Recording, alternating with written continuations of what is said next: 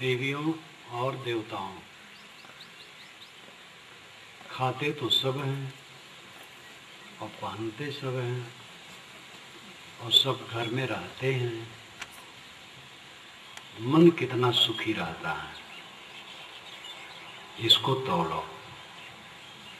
मैं मानता हूँ कि जितने यहाँ सभा में लोग बैठे हैं भूखे नहीं रहते हो।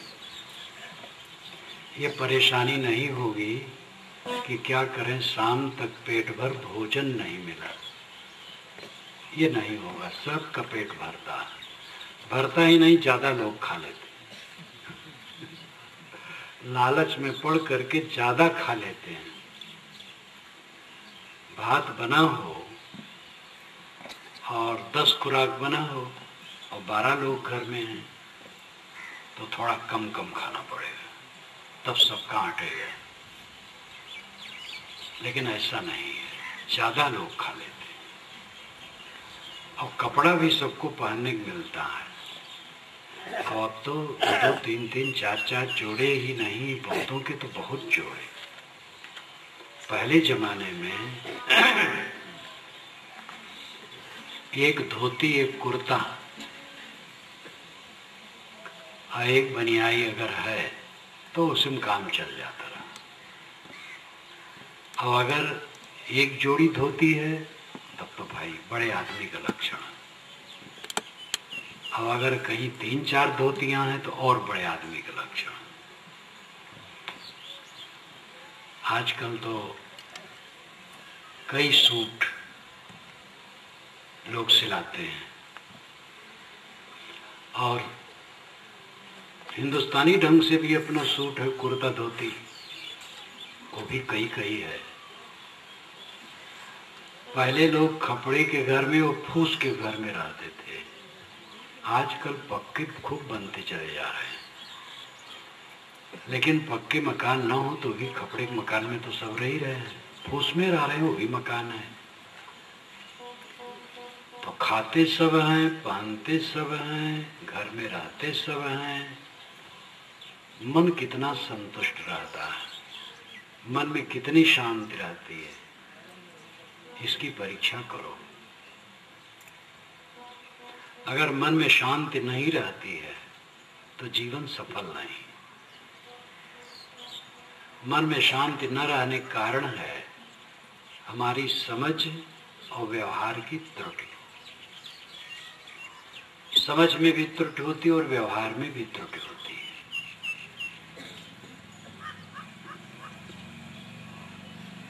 समझ अगर ये रखी जाए कि जितने मनुष्य होते हैं सबके स्वभाव अलग होते हैं, सबकी रुचियां अलग होती हैं, सबके गुणकर्म अलग होते हैं, सबकी योग्यताएं अलग होती हैं, सब कुछ अलग अलग होता है। ऐसे अलग अलग विचित्र स्वभाव और गुणदोष भरे संसार में जब तक सहना नहीं सीखोगे शांति नहीं पाओगे। सहना पड़ेगा। पति और पत्नी का जोड़ा आज तक मैंने देखा सुना नहीं कि दोनों के विचार सर्वथा एक हो, दोनों के संस्कार सर्वथा एक हो, दोनों की रुचियां एक हो, दोनों के गुणकर्म एक हो, दोनों की योग्यताएं एक हो। समानता होती है कहीं कहीं, बहुत योग्यता निकट निकट होती है, स्वभाव का मिलान होता है, फिर भी कुछ अंतर रहता है और कहीं कहीं तो बड़ा विरोध रहता है। पति है बेचारा 10 बात का तो भी वो गुस्सा नहीं करता, सुन लेता। और पत्नी ऐसी है कि बात बात में गर्म होती है। आप लोग भी जानते होंगे, मैं भी जानता हूं। ऐसे लोग थे कि अपनी पत्नी के आगे बेचारे सदैव चूहा बने रहते थे, जैसे बिल्ली के सामने चूहा, तैसे वो बने रहते थे, सब समय चुप सहते रहते थे और जीवन भर सहे। और ऐसे पुरुष भी होते हैं गर्म मिजाज, भड़बड़ भड़बड़ करने वाले। कितनी देवियां हैं, सहती रहती हैं। सहने से सुख है, लड़ने से सुख नहीं। उग्रता जहां होती है वहां बड़ा अंतर होता है, जहां उग्रता कम होती है अंतर कम होता है। लेकिन इतना साफ है कि विचारों की भिन्नता दुनिया में हर जगह है, संस्कारों, स्वभावों, गुणकर्मों की भिन्नता हर जगह है। सहने के अलावा और कोई चारा नहीं। दूसरे की उल्टी पुल्टी बातें सह लो और स्वयं उल्टा पलटा न करो। दूसरे का गुस्सा सह लो और स्वयं गुस्सा न करो। दूसरे का गलत व्यवहार सह लो और अपना गलत व्यवहार न करो। इससे आप तो सुखी रहोगे, अगला आदमी भी ग्लानि में पड़ेगा, अपने को शोधेगा। अगर पुरुष बाहर से आया और स्त्री बरस पड़ी उसके ऊपर एकदम गर्म, और पुरुष चुप रहा और बोला तो मीठा बोला, तो इससे पुरुष को शांति तो मिलेगी, अच्छा व्यवहार वो कर रहा है। और उसकी पत्नी को ग्लानि होगी कि मैंने क्या कह डाला, पश्चाताप होगा और अपने को सुधारने की वो चेष्टा करेगी। सब पत्थर नहीं है, सबके अंदर में दिल धड़कते हैं, लेकिन तामस, अहंकार, कामना की जड़ता मनुष्य को भटकाती है।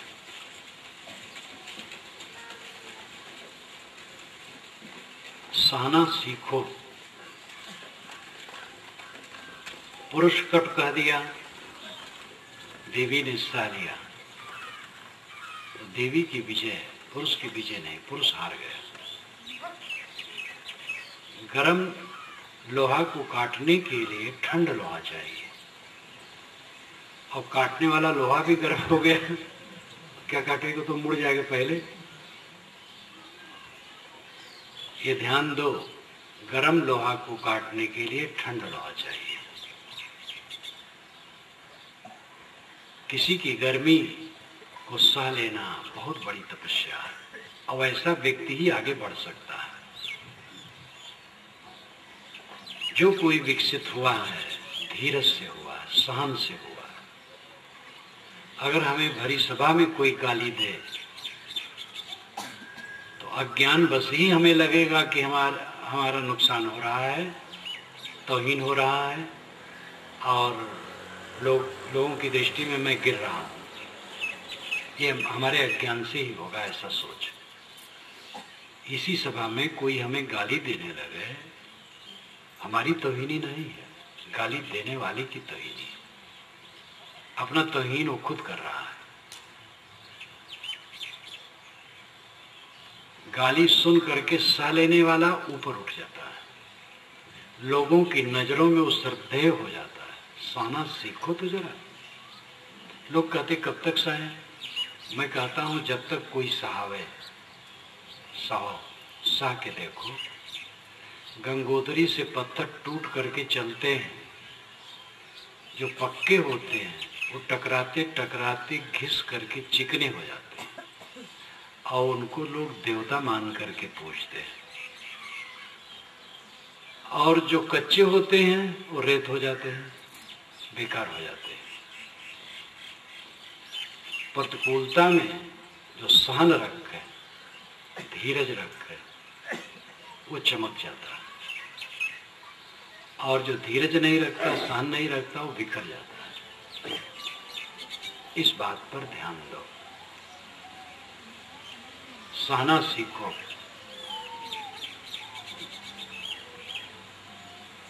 सहनशीलता नहीं होगी तो सुखी नहीं रहोगे। चारों तरफ से हवा आती है प्रतिकूलता की। अब आदमी जितना आगे बढ़ता है व्यवहार में उतना आते हैं। जितने प्राणी पदार्थों से अधिक संबंध होता जाता है, अनुकूलता और प्रतिकूलता दोनों ज्यादा आती है। तो अनुकूलता तो सबको प्रिय है, प्रतिकूलता प्रिय नहीं है। प्रतिकूलता में जो विकार विहीन मन हो करके सह ले, वो देवता है, वही भगवान है, वही महान है, वही सुखी हो सकता है। कोई कोई सास होती है वो हरदम फनफनाती है, बहू को रगड़े रहती है, और कोई कोई बहू होती है गरम मिजाज की, सास बेचारी परेशान होती है। ननद भावत में, देवरान जिठान में, भाई भाई में जितने संबंध हैं सबकी कथा है, सबके लिए बात है। जितने स्त्री पुरुष बैठे हैं, साधु गृहस्थ, सबके लिए बात है। अगले की सहो और स्वयं सहाने की चेष्टा न करो। सबके अंदर से जहर उबलता है, विष और अमृत सबके अंदर में है, लेकिन अमृत तो ज्यादा दबा रहता है, विष ही उभरा रहता है। विष और अमृत सबके अंदर में है, अमृत दबा रहता है, विष उभरा रहता है। क्षमा, क्रोध, ये दोनों के बीच सबके अंदर में है। संतोष और तृष्णा, इनके भी दोनों के बीच सबके अंदर में है। त्याग और लोलुपता, ये दोनों के बीच सबके अंदर में है। लेकिन उभरा क्या रहता है? क्रोध, लोलुपता, असहनशीलता, तृष्णा, ये ज्यादा उभरे रहते हैं। क्योंकि दृष्टि हमारी स्थूल है, खाली पदार्थों पर ध्यान है, दुनिया की चीजों पर ध्यान है। मन की शांति के विषय में बोध नहीं है, समझ नहीं। सच्चा सुख मन की शांति है। जब आप अकेले में बैठे हैं तो किसी की प्रतिक्रिया में न डूबे हों। अकेले में बैठकर, अकेले में चलते समय, लेटे, जब आदमी अकेला होता है तब उसके शैतान उसके दिमाग पर चढ़ते हैं। जब वो किसी के साथ होता है, कुछ बातचीत करता है, कुछ काम करता है, तो उसके जीवन में गतिविधि रहती, तो शैतान दबा रहता है। जब अकेला होता है तब शैतान से पर चढ़ता है। और अकेले में अगर कोई है और उसका चित्त शांत है, प्रतिक्रिया रहित है, रिएक्शनलेस, किसी के लिए दुर्व्यवहार नहीं। किसी ने कुछ कह दिया तो मन ही मन में उससे लड़ रहे हैं। किसी ने हमारे साथ अच्छा व्यवहार नहीं किया तो उसके प्रति हम मन ही मन में क्रुद्ध हो रहे हैं। ये अपनी कमजोरी है। सहज हृदय से तो ऐसा लगता है कि ये तो होगा ही भाई, जो हमारे साथ उन्होंने दुर्व्यवहार किया तो मन में तो दुर्व्यवहार आएगा ही। ये कच्ची समझ का लक्षण है। सच्ची समझ है, कोई कितना हमारे साथ दुर्व्यवहार करे तो भी हमारे मन में प्रतिक्रिया नहीं आएगी। जब हम अभ्यासी हो गए साधना के, स्वरूप ज्ञान के, स्वरूप स्थित के, आत्म शांति के अभ्यासी होंगे तो हमारे मन में ये रहेगा कि अगर हमारे मन में कूड़ा कचरा आएगा तो उससे हमें ही तकलीफ होगी। किसी ने हमें उल्टा पलटा कहा या व्यवहार गलत किया हमारे साथ, तो वो तो उसके ऊपर है, वो अपना निर्वाह करे, वो जाने। उसके मन का मैं साक्षी नहीं हूं, मेरा बस भी नहीं उसके मन को ठीक कर दूं। अपने मन को हमें ठीक रखना है, अपने को संभालना है, और अपने को हम पूरा संभाल सकते हैं। आज से पहले या आज भी जितने साधक हुए और हैं, जो जीवन मुक्त हुए और जीवन मुक्त हैं, उनके सामने भी यही सारा प्रपंच है और रहा है। पहले पहले के संत जो हुए, उनके सामने ऐसे धूप रही, ऐसे छाया रही, ऐसे ठंडी गर्मी और वर्षा रही, ऐसे हल्ला गुल्ला रहा, ऐसे राग द्वेष रहा, ऐसे राजनीतिक उथल पुथल रही, पारिवारिक उथल पुथल रही, सामाजिक उथल पुथल रही, शरीर में भी रोग व्याधि कुछ न कुछ हो जाते हैं, वो भी रहा, सब रहा। लेकिन उन्हीं सब के बीच में रह करके वह शांत आत्मा थे। आपके लिए कोई ऐसी जगह नहीं मिलेगी जो प्रपंच रहित हो। मन होता है यहां से छोड़ करके अगर वहां जाऊं रहूं तो बढ़िया हो जाए, लेकिन वहां जाओगे तो फिर यहीं पहुंच जाओगे। जो यहां मन क्लेश उठा रहा है वही क्लेश वहां भी उठाएगा। स्थान बदलने से काम नहीं होगा, विचार बदलने से काम होगा। कुसंग त्याग करके सत्संग ग्रहण तो ठीक है, लेकिन अपने को बदलना होगा, दूसरे को हम नहीं बदल सकते हैं।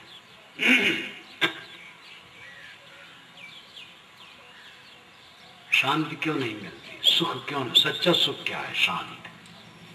सच्चा सुख जिलेबी में नहीं, हलवा में नहीं, पूरी में नहीं। सच्चा सुख फिल्म देखने में नहीं है।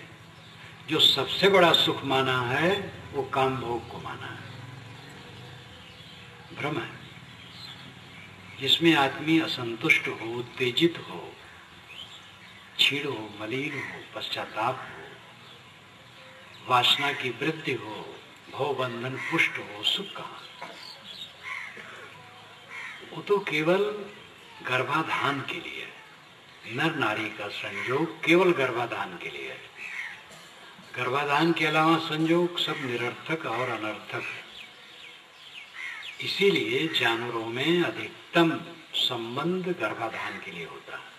गाय, घोड़ी, गधी, भैंस,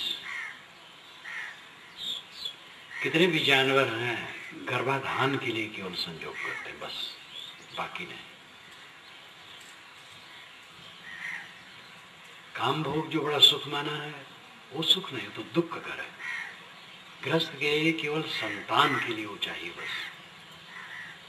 इंद्रिय जन्य जितने सुख हैं वे दुख रूप में सामने आते हैं, फिर बदलकर। क्षणिक सुख, अल्प सुख, दुख आदि अंता। सुख अल्प रहता है और दुख आदि से अंत तक भरा रहता है। इसलिए सच्चा सुख शांति है, और शांति सहने से मिलेगी। एक भाग ये हुआ। दूसरा भाग है भोग। जब वो भी बात आ गई, त्याग से शांति मिलेगी, भोग से नहीं। अगर आप गले तक डट करके खाओगे तो स्वास्थ्य खराब हो जाएगा, मन कहाँ शांत रहेगा। इसलिए खाते समय संतुलित खाओ, चाहे जितना बढ़िया भोजन हो, व्यंजन हो। ज्यादा खाना दुखदाई है। प्रेम करो लेकिन वो मोह में न बदले। प्रेम का व्यवहार होना चाहिए, और प्रेम की मात्रा बढ़ गई तब मोह हो जाएगा। मोह करोगे तो क्लेश होगा। शुद्ध प्रेम में देने की इच्छा होती है, और जब प्रेम बढ़ जाता है तो मोह हो जाता है, तो लेने की इच्छा होती है। जिससे हमारा मोह होता है उस पर हम कब्जा करना चाहते हैं, और जिस पर हम कब्जा करना चाहते हैं उसके कब्जे में हम खुद हो जाते हैं। ये मनोवैज्ञानिक तथ्य है।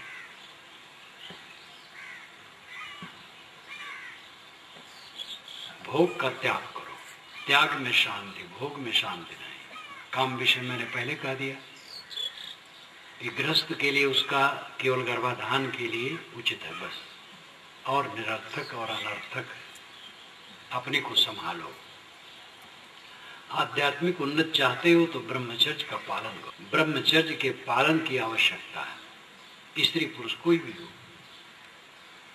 सच्ची शांति चाहे ब्रह्मचर्य का पालन करे अधिक से अधिक, और जो पूरा कर सके पूरा करे। गृहस्थी में रह करके ब्रह्मचर्य का पालन होना चाहिए पूरा। बच्चे हो गए, बड़े भी हो गए, अब क्या उसमें लिप्सा लगाए बैठे हो। माँ बाप के प्रति घृणा बच्चों की, ये भी एक कारण है। जवान बच्चे वो सब समझते हैं और वही माँ बाप रंग रंगीले बने हैं तो बच्चों के मन में माँ बाप के प्रति घृणा होती है। लेकिन ये बात वो किसी से कह नहीं सकते, अंदर अंदर उनके विरोध उत्पन्न होता है। और आगे चल करके जब उनका घर में राज्य होता है तो माता पिता को तुच्छ देखते हैं, कहेंगे किसी से नहीं, क्योंकि माँ बाप की लंपटता कौन कह पाएगा। बच्चे घृणा करते हैं माँ बाप से, सब जगह दोष बच्चों का ही नहीं है, माँ बाप का भी है। जब तक आप संयम से न रहेंगे बच्चों पर प्रभाव क्या पड़ेगा। मोटा मोटी है, आप बीड़ी पीते हैं, बच्चे अगर बीड़ी पीने लग गए तो दोनों भाई हो गए। अगर बच्चे बीड़ी नहीं पीते हैं तो बच्चे आपके प्रति घृणा करेंगे कि नहीं। देवियां हैं, नशा से रहित हैं, और देवता कितने लोग नशा लेने लगते हैं। बच्चे नशा नहीं कर रहे हैं, आप पिता हैं नशा कर रहे हैं, तो क्या उनके मन में होगा असर।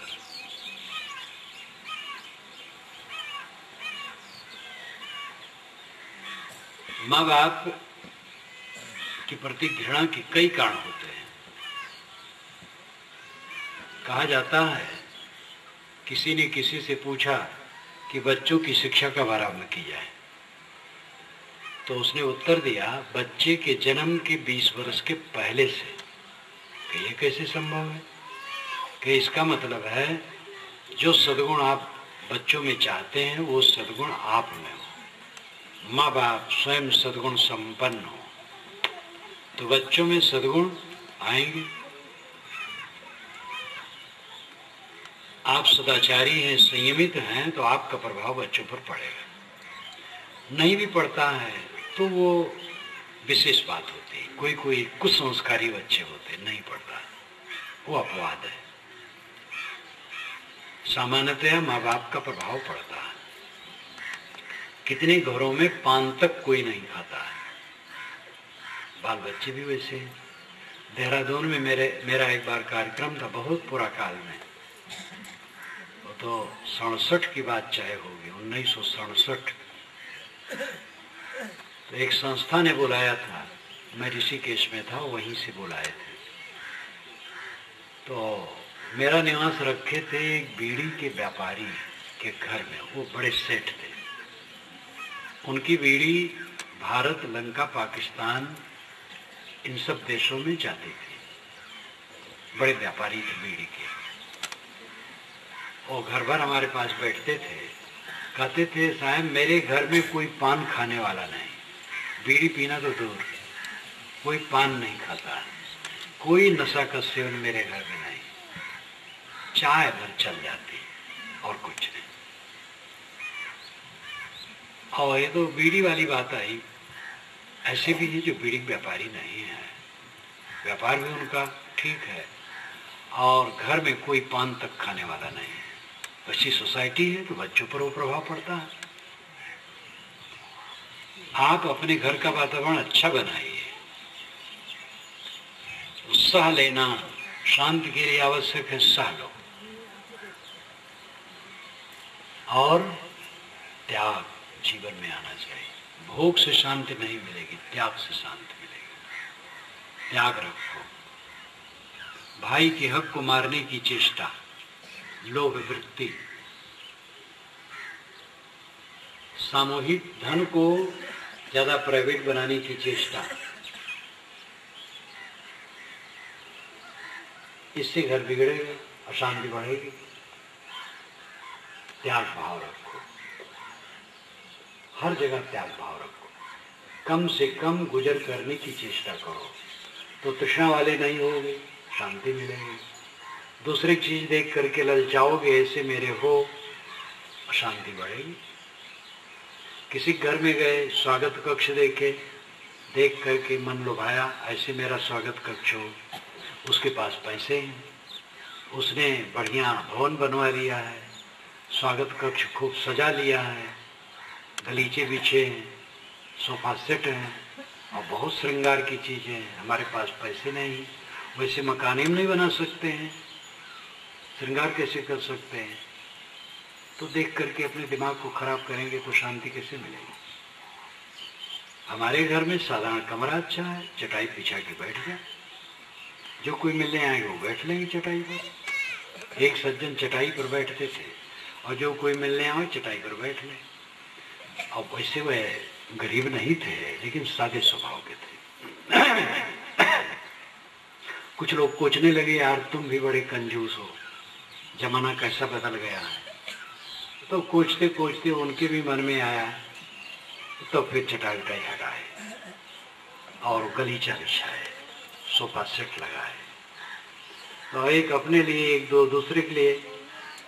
अब कभी कभी मित्र कई आ गए तो मित्रों को कैसे नीचे बैठा अपना ऊपर रहे, चटाई बिछी उसमें तो कोई भी बैठे, कितने लोग बैठ लें जितनी जगह हो।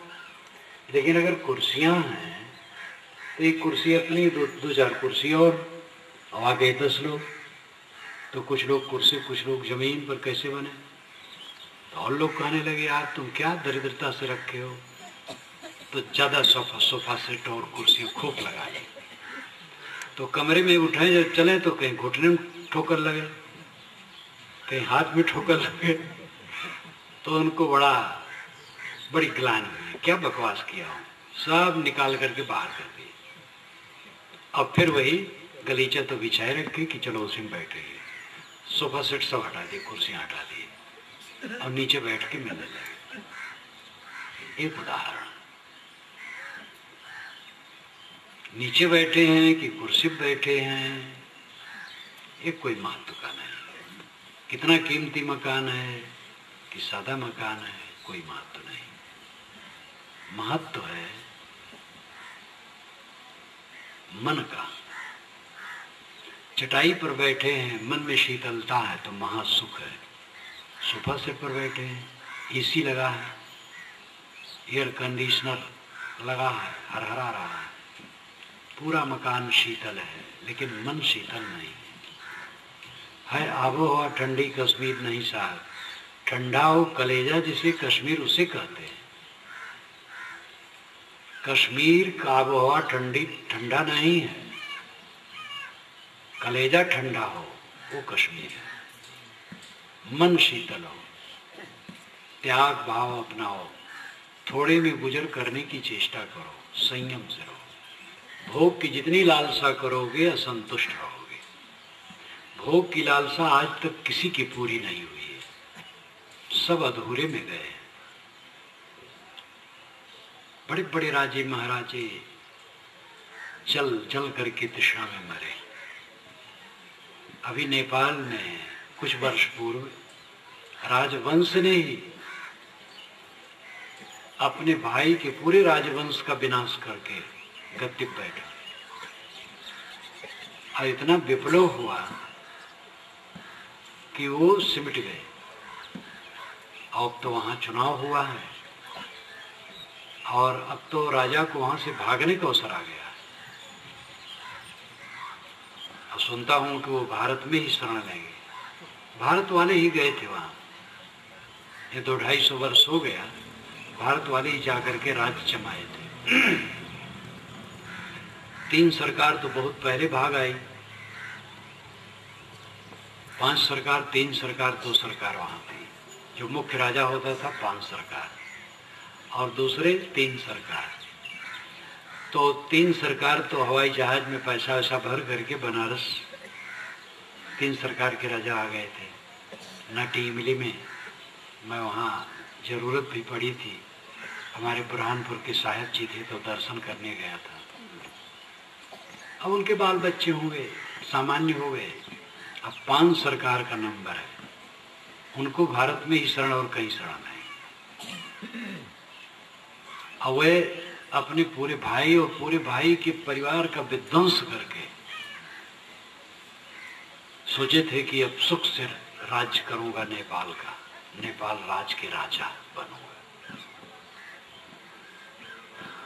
लेकिन परिणाम ये हुआ कि जब से बैठे तब से नरक है, और उठा के फेंक दिए गए। और जिसने बड़ी क्रांति की है माओवादियों ने, उसी का नंबर आ रहा है, पब्लिक उसी का समर्थन कर रही है लगता है। और खुशी है, माओवादी के नेता ने कहा है कि जनतंत्र और मानव अधिकार की हम सुरक्षा करें। ये दोनों बातें बहुत बढ़िया हैं। जिस देश में जनतंत्र की सुरक्षा रहे और मानव अधिकार की, कोई सताया ना जाए। ऐसा ना हो कि राजनीतिक हथकंडा बना करके कुछ लोगों को अपराधी कहा जाए और उनको सताया जाए। अपराध भी किया तो अपराध में ऐसा न सताया जाए कि जो कायदिक विरुद्ध हो। अपराधी से पूछना पड़ता है तो सताना पड़ता है। लेकिन मानव अधिकार की संस्था पूरे विश्व में व्याप्त है, और पुलिस या सरकारों की ज़्यादा प्रताड़ना को वे लोग सामने लाते हैं, मुकदमे भी चलते हैं, रुकता भी है, संभलता भी है। तो मानव अधिकार की भी सुरक्षा उन्होंने कहा मैं रखूंगा। और जनतंत्र सबसे बढ़िया तंत्र है। राजतंत्र था वहाँ नेपाल में, तभी वो काट डाले, जानते थे कट जाएंगे तो हम रह जाएंगे। जनतंत्र होता तो काट के क्या कर दे, अरे चुनाव आता तो फिर हो जाते।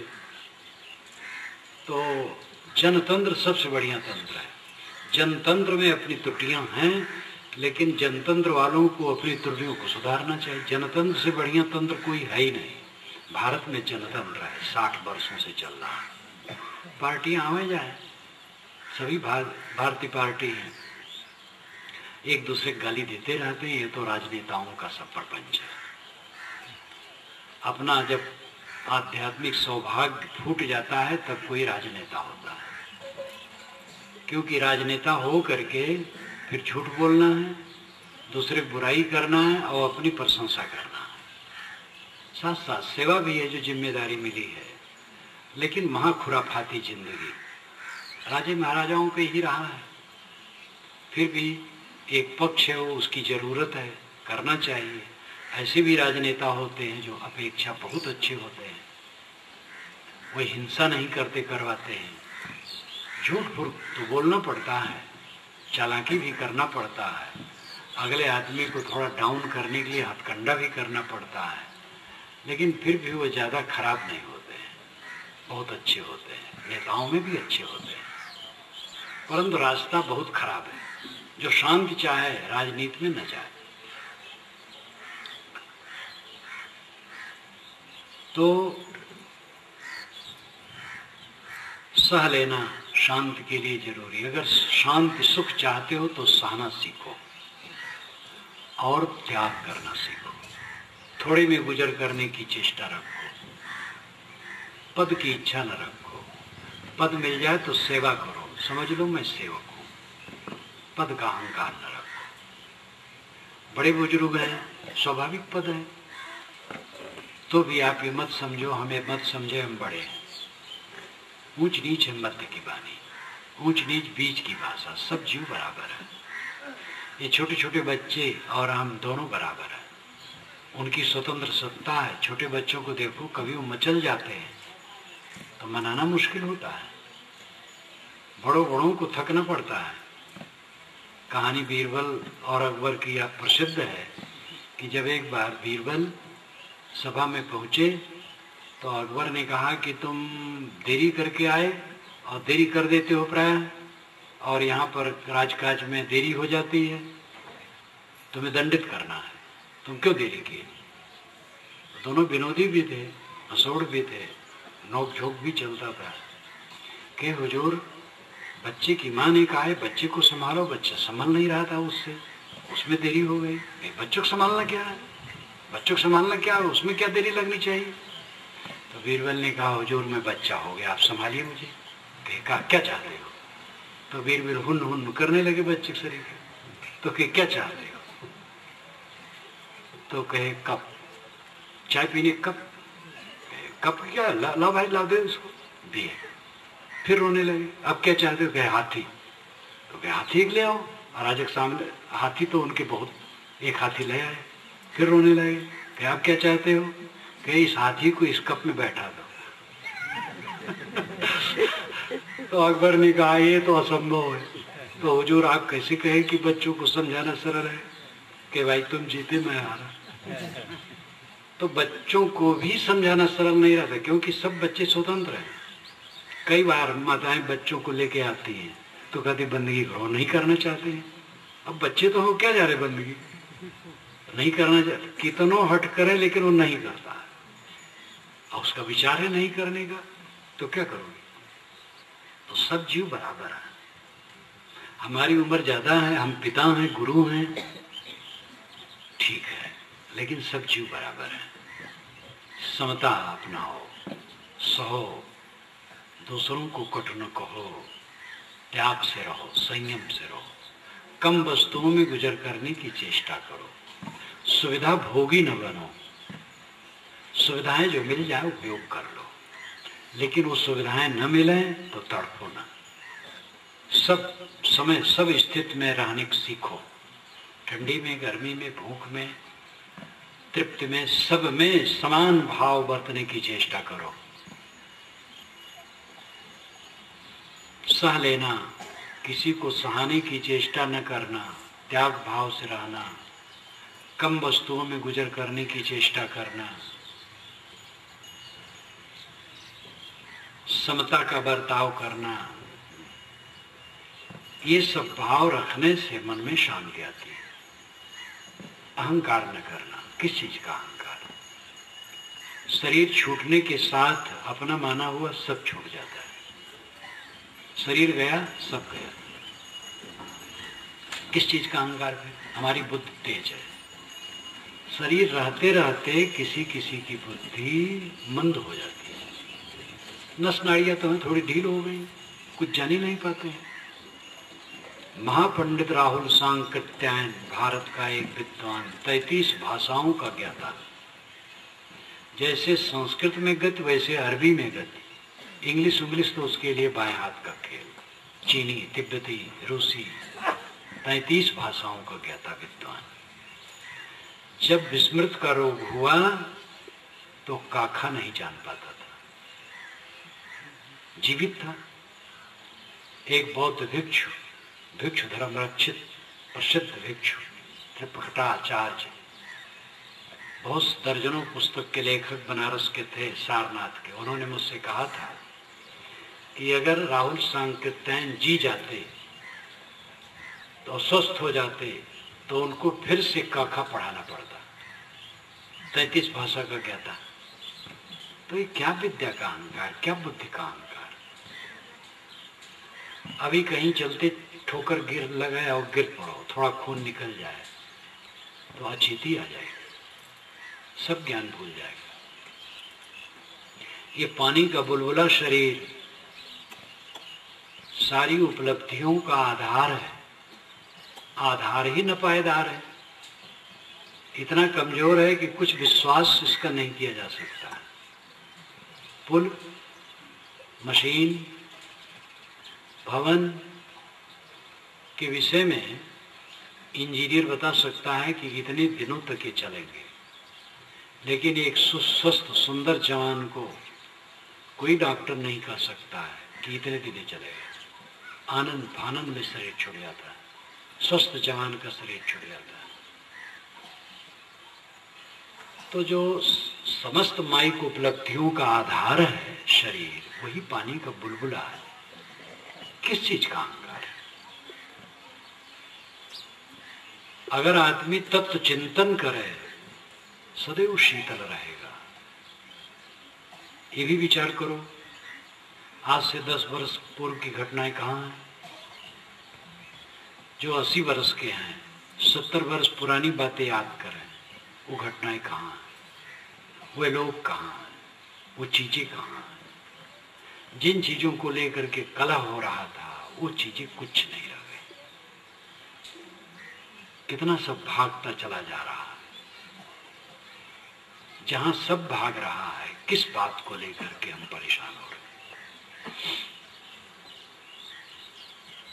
चलती रेलगाड़ी की छाया की तरह सारी माया है, आई और गई, हम देख भर रहे हैं, कुछ सामने टिकता नहीं, सब भागा जा रहा। विवेकवान बनो, जगो। जीवन का खास काम करने वाले बहुत कम लोग हैं। यहाँ सत्संग का आयोजन है, इसलिए इतने नर नारी सब बैठे हैं। आप लोगों की सद्बुद्धि है कि भाई यहाँ सत्संग हो रहा है, बैठना चाहिए। लेकिन इसमें कितने लोग हैं जो अपने अंदर से चेष्टावान हैं, जो रोज इसका अभ्यास करते हैं? ये ध्यान दो। यहाँ तो बैठ के अच्छा किए, ये भी भाई गांव में आए हैं, नहीं बैठेंगे तो लोग क्या कहेंगे, बैठ जाएं। और अच्छा भी है, संत आए हैं, हमें भी भक्ति है तो बैठ जाएं, अच्छी बात सुनेंगे। लेकिन अगर अंदर से चेष्टा नहीं है, जो कुछ यहाँ बताया जा रहा है इसको साधने की चेष्टा नहीं, तो बड़ा लाभ नहीं होगा। बड़ा लाभ होगा जब आपके अंदर से भूख हो। शांति महासुख है, और शांति का साधन सहना है, त्याग है, संयम है, अपने मन को मारना है, विनम्र होना है। लड़ के कोई शांति नहीं पाएगा। जिन मनुष्यों के बीच में हम रहते हैं उनमें विमत स्वाभाविक है। विमत नाम भिन्न मत। एक ही काम को करने में, एक काम करना है, परिवार में समाज में बात रखो तो विमत हो जाएगा। कोई कहेंगे ऐसा करो, कोई कहेगा वैसा करो।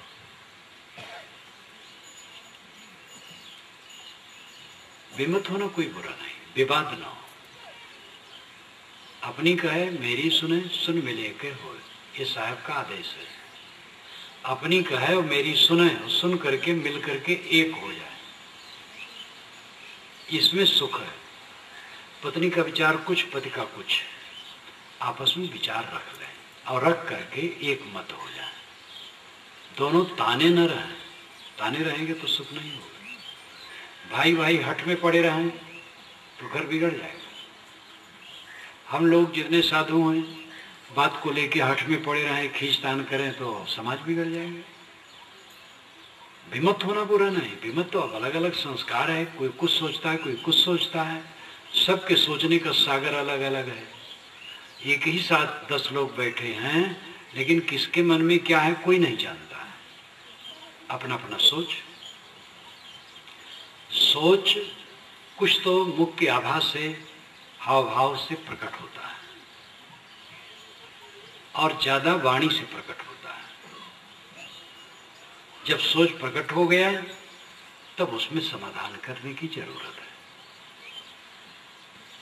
समाधान के बिना शांति नहीं पाओगे। लड़ोगे तो शांति नहीं पाओगे। लड़के का विचार भिन्न है, समझाने की चेष्टा करो। पिता का, भाई का, गुरु भाई का, पत्नी का, सास बहू का, सब जगह नियम एक है। समझाने की चेष्टा करो अगले आदमी को। अगर तत्काल नहीं समझता है तो चुप हो जाओ, समय आने पर समझेंगे। बिल्कुल न समझना ये तो विनाश का लक्षण है, कहीं होता है। या किसी बात में बिल्कुल कोई न समझा तो उस बात को छोड़ दो, छोड़ने लायक है, फिर समय से सोचना। ज्यादातर नरमी से काम लिया जाए तो समाधान हो जाता है, नरमी नहीं आती। एक आदमी गर्म है, हम भी गर्म हो गए, बस खराब हो गए। वो गर्म है, हम नरम रह गए, बस बन जाएगा, फिर वो भी नरम हो जाएगा। मैंने आपसे कहा था कि जितने लोग यहाँ हमारी सभा में बैठे हैं, इतने नर नारी, सब पेट भर खाते हैं। मैं विश्वास करता हूँ सबको खाने को मिल रहा है, और सब कपड़े भी पहने हैं, और सब मकान भी में भी रहते हैं। लेकिन कितने लोगों का मन सुखी है, कितने लोगों के मन में शांति है, ये स्वयं अपना अपना सोचो। खा पहन कर घर में रह करके भी सुखी नहीं हो। खाने को न मिले तो दुखी होना चाहिए, कपड़े न मिले तो दुखी होना चाहिए, फूस की छाया भी न मिले तो दुखी होना चाहिए। जब खाते हो, पहनते हो, घर में रहते हो तो दुखी क्यों हो? तो लोग कहते बस साहब यही खाने पीना भरा है, भाई बेईमान है, लड़का बहुत बदमाश है, पिता बड़ी चालाक है, क्या करूं? तो सबकी बुराई तो कर दे, और आप क्या हैं?